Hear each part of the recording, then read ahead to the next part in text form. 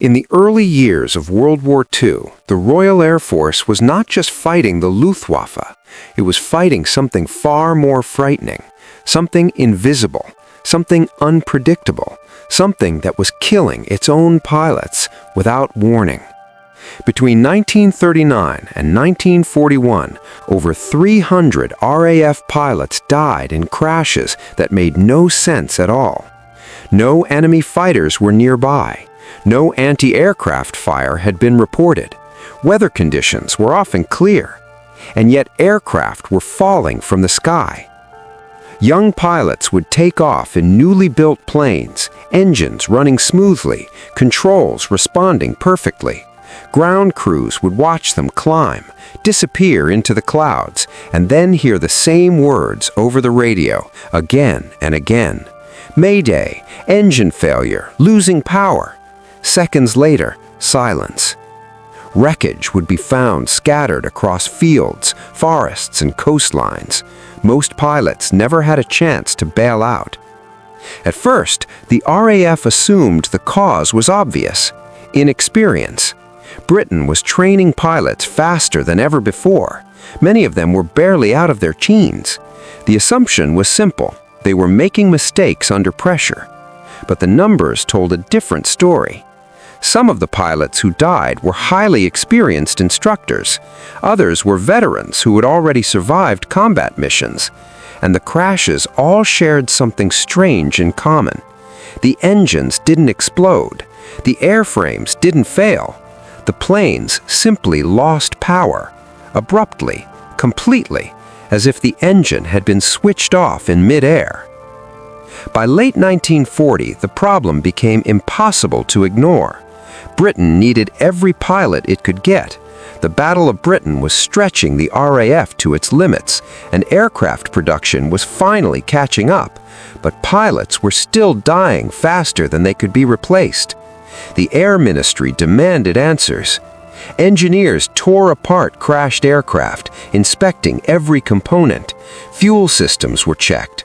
Carburetors were replaced. Entire engine models were redesigned. Nothing worked. The crashes continued. Worse still, they seemed random. Two identical aircraft could fly the same route on the same day.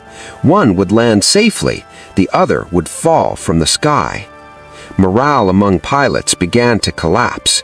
Many started to believe they were flying death traps. Some whispered that certain aircraft were cursed. And in the middle of this chaos, buried deep inside Britain's massive war machine, was a small detail no one considered important enough to fight for. A tiny component, a simple brass washer. And the person who noticed wasn't a senior engineer. She wasn't a test pilot. She wasn't even supposed to matter. She was a woman working in a factory whose warnings were quietly ignored. Because to the people in charge, her idea seemed worthless. But what no one realized was that this worthless piece of brass was the key to a mystery that had already killed hundreds and would kill many more if it wasn't discovered in time. By the start of 1941, the Royal Air Force was desperate. Aircraft production was finally accelerating. New factories were running day and night. Britain was building thousands of fighters and bombers, Spitfires, Hurricanes, Blenheims, each powered by some of the most advanced engines in the world. And yet, they were falling from the sky. Not in combat, but during training flights, test flights, ferry missions. Pilots who survived long enough to report what happened described the same terrifying sequence. The engine would be running perfectly.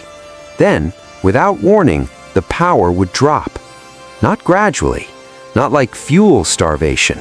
It was as if someone had reached into the cockpit and shut the engine off. Pilots tried everything: throttle forward, mixture adjusted, emergency procedures followed exactly as trained. Nothing worked. The propeller would windmill uselessly as the aircraft became a glider. At low altitude, that meant death. RAF engineers focused on what they could see. They blamed carburetor icing. They blamed fuel vapor lock. They blamed pilots flying too aggressively during climbs. Entire technical orders were rewritten. Pilots were told, avoid steep climbs, reduce throttle changes, warm engines longer on the ground. And still, the crashes continued. One engineer noted something unsettling. Recovered engines, after fatal crashes, often ran perfectly when tested on the ground. The same engines that failed at altitude would start instantly once pulled from the wreckage. No broken pistons, no seized bearings, no destroyed valves. It made no sense. Then came the most disturbing pattern of all. The failures happened mostly at high altitude, above 15,000 feet, sometimes 20,000, exactly where RAF fighters needed to operate. Pilots who survived these incidents described a strange feeling just before failure. The engine didn't cough, it hesitated, just a fraction of a second, and then power vanished. That hesitation became the focus of investigation. Engineers suspected fuel-air mixture problems under reduced air pressure. They modified carburetors again and again and again. Still no solution. By mid-1941, the RAF quietly began grounding certain aircraft types for training. Not because they knew what was wrong, but because too many pilots were dying. And yet, front-line pilots seemed to experience fewer mysterious failures than trainees. That contradiction nearly broke the investigation. How could the same aircraft be deadly in training, but survivable in combat? The answer was hiding in plain sight. Combat pilots flew differently. They used more aggressive throttle settings. They pushed engines harder. They rarely maintained steady cruising power for long periods. Training pilots, on the other hand, often flew at constant power settings for extended time, and that difference mattered. Inside the engine's carburetor system was a small brass washer meant to seal a component under pressure. On paper, it was perfect. In reality, it wasn't. At altitude, under specific vibration frequencies and pressure changes, that washer would flex just enough to allow air leakage into the fuel system. Not enough to show up on ground tests, not enough to cause gradual power loss, just enough to lean the fuel mixture instantly. And when that happened, the engine didn't sputter, it cut out completely. The reason engineers missed it? The washer wasn't listed as a critical component. It was classified as a non-essential sealing part. And when one woman on the factory floor pointed out that it warped under pressure, her warning was dismissed because she wasn't an engineer, because she wasn't an officer, because it was just a washer. Her name rarely appears in official wartime reports. She was not a pilot. She was not an engineer. She wore no rank. She worked on the factory floor, assembling carburetor components destined for Rolls-Royce Merlin engines, the same engines powering Britain's fighters and bombers.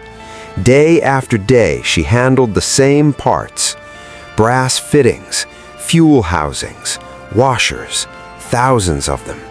And she noticed something others didn't. During assembly, some washers did not sit perfectly flat once tightened.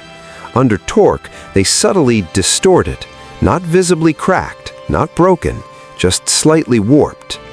To a trained engineer, this would have seemed irrelevant. To someone who worked with the parts every day, it felt wrong. She noticed another thing. Washers from different batches behaved differently. Some stayed rigid, others flexed. The drawings allowed a tolerance that on paper was acceptable. But in her hands, she could feel the difference. She reported it. At first, her supervisor dismissed the concern. The washer met specifications. It passed inspection. It was already approved. When she insisted, she was told something familiar to many wartime workers. If it was important, it would already be on the drawings. But the crashes continued. By late 1941, rumors were spreading through the factories. Everyone knew someone who knew a pilot who had gone down in a clean aircraft. That was when she tried again. This time, she brought evidence. She took washers from multiple production batches and demonstrated how some deformed under tightening torque, while others did not. Still, it wasn't enough.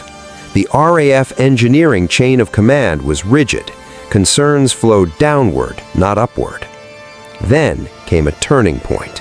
A senior test engineer, desperate, exhausted, and under pressure, began reviewing every unresolved hypothesis again, including those previously dismissed. He listened, not because she was senior, but because nothing else had worked. Together, they recreated the conditions no one had properly simulated before. Reduced air pressure, sustained constant throttle, specific vibration frequencies. Under those conditions, the washer flexed. Not enough to fail outright, just enough to leak air into the fuel stream. That leak leaned the mixture instantly. At altitude, that meant flame out. The engine didn't stall gradually, it died. When the washer was replaced with a redesigned version, slightly thicker with altered metallurgy, the failure vanished. Same engines, same aircraft, same pilots. No mysterious power loss. The solution was shockingly simple and devastating, because it meant that for months, possibly years, pilots had been dying not because of combat, not because of skill, not because of enemy superiority, but because of a part worth pennies. The RAF quietly issued a modification order. No press release, no public acknowledgement, no apology. Washers were replaced across the fleet. The accidents stopped. Training losses dropped dramatically, and the woman returned to her station, assembling parts, her role officially unchanged. Her contribution went uncredited, because in wartime Britain, heroism had a hierarchy. When the modification order went out, it was deliberately quiet. No announcement, no public explanation, no admission that a design flaw, not pilot skill, had been killing trained airmen.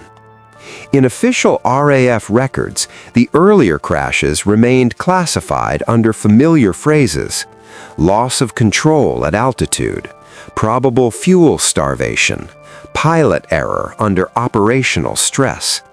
Those labels stayed, because correcting them would have meant acknowledging that the system itself had failed. And in wartime Britain, morale mattered more than truth. The families of the dead never received answers. Mothers were told their sons had lost control. Wives were told engine trouble without detail. Squadrons were told to train harder. No one was told the engine had been betrayed by a washer that cost less than a postage stamp. By 1942, the problem was effectively gone. Pilots noticed it first. Aircraft that once felt unpredictable at altitude suddenly behaved consistently.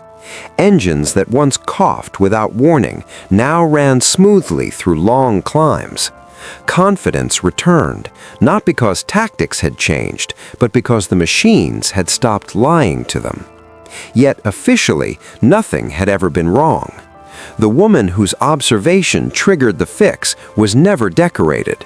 Her name never entered RAF histories. She returned to the assembly line, anonymous.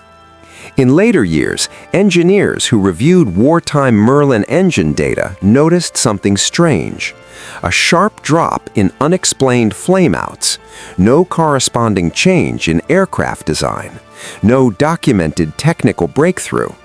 Only a small, quiet modification note buried in maintenance orders.